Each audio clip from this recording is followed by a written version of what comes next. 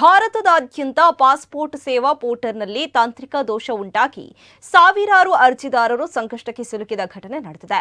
August 10ರಿಂದ server ಸಮಸ್ಯೆ ಕಾಣಿಸಿಕೊಂಡಿದ್ದು, ಹೊಸ ಅಪಾಯಿಂಟ್ಮೆಂಟ್ ಕಾಯ್ದಿರಿಸುವುದು, ಮರು ನಿಗದಿ ಹಾಗೂ ಅರ್ಜಿಗಳ ಪ್ರಕ್ರಿಯೆ ವಿಳಂಬವಾಗಿದೆ.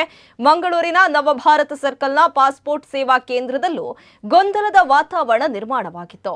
ಚಿಕ್ಕಮಗಳೂರು, ಮಡಿಕೇರಿ, ಕುಶಾಲನಗರ, ತೀರ್ಥಹಳ್ಳಿ, ಶಿವಮೊಗ್ಗ ಸೇರಿದಂತೆ ದೂರದ ಊರುಗಳಿಂದ ಬಂದ 600ಕ್ಕೂ ಹೆಚ್ಚು ಅರ್ಜಿದಾರರು ಗಂಟೆ ಕಟ್ಟಲೆ ಕಾಯಬೇಕಾಯಿತು. ಇನ್ನು ಕುಳಿತುಕೊಳ್ಳಲು ಆಸನ, ಕುಡಿಯುವ ನೀರು ಹಾಗೂ ಸೂಕ್ತ ಗಾಳಿ ವ್ಯವಸ್ಥೆ ಇಲ್ಲದೆ ಜನರು ಪರದಾಡಿದ್ದಾರೆ.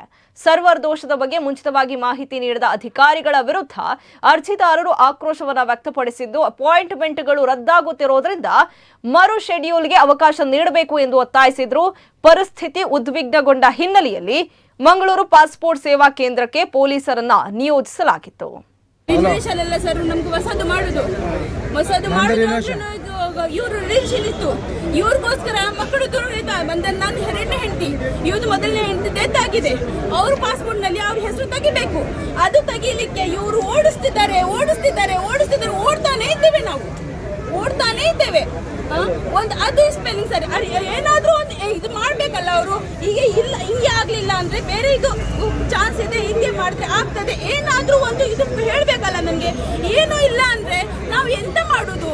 ಅಲ್ಲಿ ಬೇರೆ ಆಫೀಸ್ ನಲ್ಲಿ ಇದು ಆಗುದಿಲ್ಲ, ಆ ಡಾಕ್ಯುಮೆಂಟ್ಸ್ ಬೇಕು, ಈ ಡಾಕ್ಯುಮೆಂಟ್ಸ್ ಬೇಕು. ಎಲ್ಲಿಂದ ತರುದ ನಾವು? ಸತ್ತವ್ರಿಗೆ ಕಬ್ರಸ್ತಾನದಿಂದ ತಕೊಂಡ್ ಬರ್ಬೇಕಾ ನಾವು? ಬರ್ದು ಕೊಡಿ, ನಾನ್ ಸತ್ತಿದ್ದೇನೆ ಅಂತ. ಇವ್ರ ಪ್ರಾಬ್ಲಮ್ ಬೇಗ ಹೇಳ್ತಾರೆ, ಅಲ್ಲಿ ನಮ್ ಪ್ರಾಬ್ಲಮ್